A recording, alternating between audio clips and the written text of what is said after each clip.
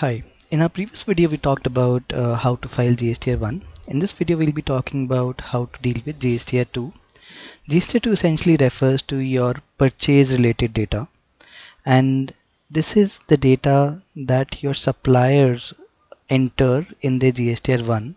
And once they enter the data in the GSTR1 by 10th, then after 10th, it will start reflecting in your GSTR2A. So basically, if I purchase something from supplier A and he files his GSTR1, then in my GSTR2 that data will be shown. So let me just get started with the initial components of GSTR2. So it will primarily include your purchases, your advances, debit credit notes, HSN, ITC reversal mismatches, imports, and ISD, TDS, and TCS. Some of these fields may not be applicable to all of you. For example, ISD, TDS, TCS, they are only applicable to a very few players. So what is most important here is the purchases part. And in purchases part, essentially, it's mainly the B2B purchases which have been done from a supplier who has a GSTIN. So that's what needs to be kind of entered here. Now, let's assume that there was no data on the screen. So this screen is basically your purchase register. Now, what you can do essentially is you can either enter the data on your own on the screen itself,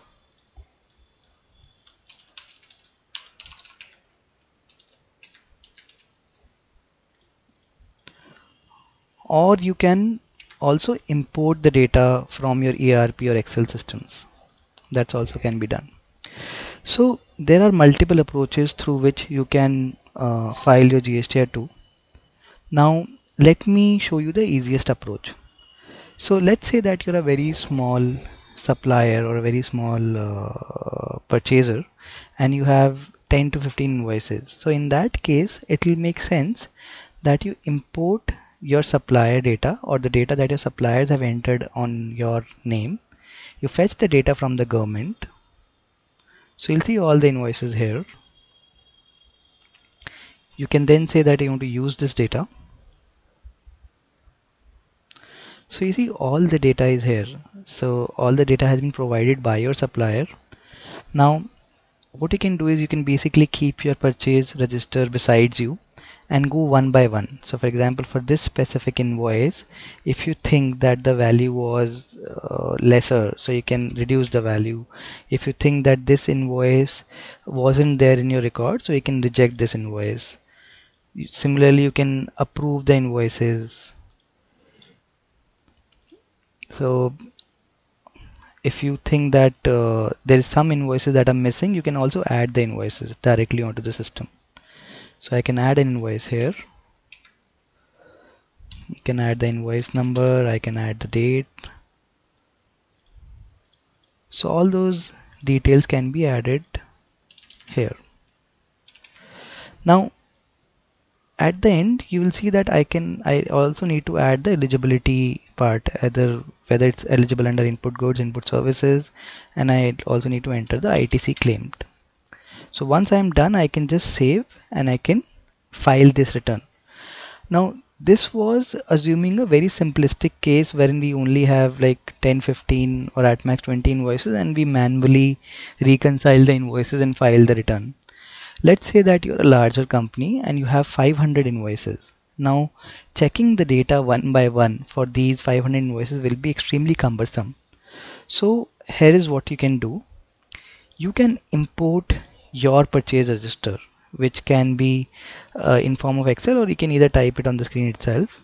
So let's say that we are importing your purchase file. So for time's sake, we have already prepared a purchase file. So this is the file that we have prepared. Okay. And you can download the template from here by clicking this button. So let's say we want to use the file that we have prepared. So we'll use this file.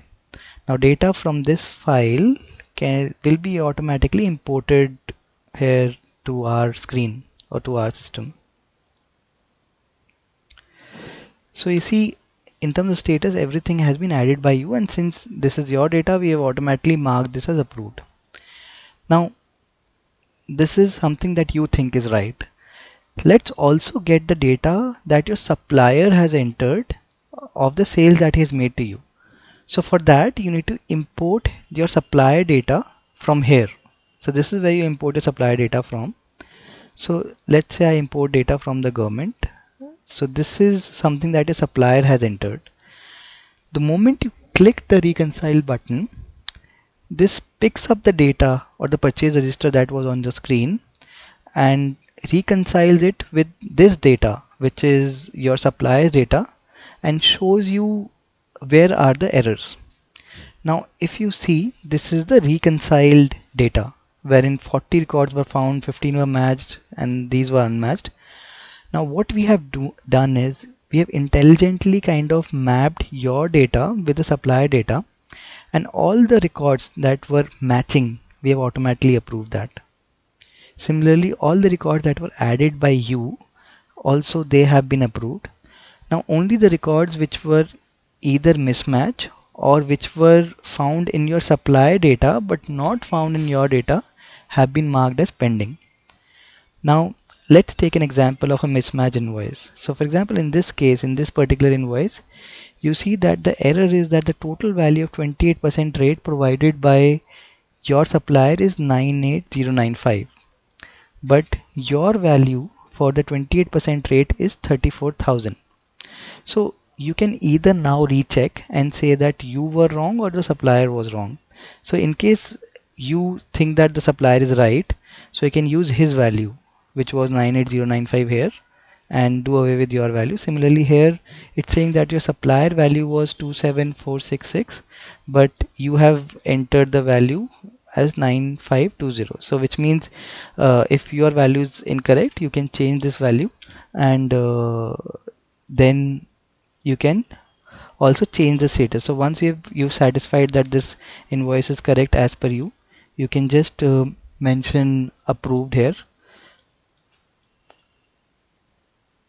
There can be cases where you think that the invoice that has been provided by the supplier is not your invoice, or it has been wrongly entered in your name. So you can simply, in terms of action, reject that invoice.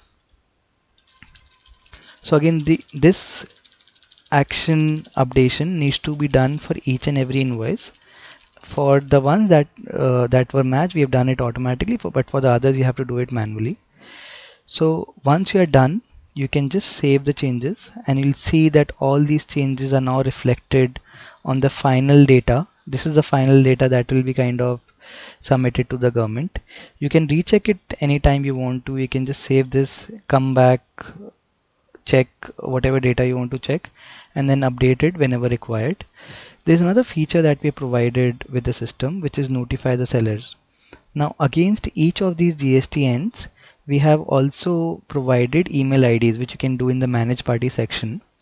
Now, the moment you click notify seller, for all the GSTINs for which we have the email ID stored given by you, we will send them an email saying that, look, this was an invoice wherein there was a mismatch, and the purchaser has updated it, so you should also update it in your record. So this is for the records of the supplier as well. He'll receive an email based on notifications. So this is your complete GSTR2. If you want to check for any errors, you can just validate the invoices and it will throw any errors if there are any. So once everything has been validated and there are no errors, so for example, in this case, you can see that eligibility has not been filled. Now you need to fill in the eligibility. By default, ITC claimed is 100% in most cases. So you can just Control C and copy paste Control V all the values as 100%. Similarly, inputs are by default in most cases it's either input goods or input services. Let's say it was input goods, so you can choose one of the options, and then Control C, Control V, copy paste till the end, and all the fields, as you can see, will be updated. So this is like the final summary. So once you have prepared the final summary, you need to save the data. Now there is one more thing. In this specific case, we first imported your data, and then we imported data from the government. And this is the final output of the reconciliation that we did. Now, if you want to again import your data, you can do that, and you can also, in fact, import data from the government. We won't stop you from doing that, but it's advisable that you do reconciliation only once. Otherwise, the more and more you reconcile data, the more confusing it will get for you. So this was, I think, all about the GSTR2 part. Coming out, you now can also enter your advances here for this particular month, and you can adjust your purchase related advances here. Similarly, you can add any debit and credit notes if applicable in your case. Lastly, you can also provide the HSN summary, ITC reversal data. Finally, you need to file the GSTR2 before the deadline. So you go to file button, you enter the OTP for the authentication. Then now is when the data will be saved on the government servers. So once the data is saved on the government servers, we will not file it. We'll first fetch a summary from the government so that you can check the summary. And after checking the summary, which is this, you can either choose to file via e-sign or you can choose to file via DSC. So we've already covered this part in our video for GSTR1, and I won't cover it again.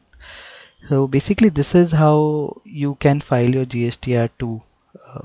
So that's it for this video. In our next video, we'll be covering GSTR1 and GSTR3. Thank you.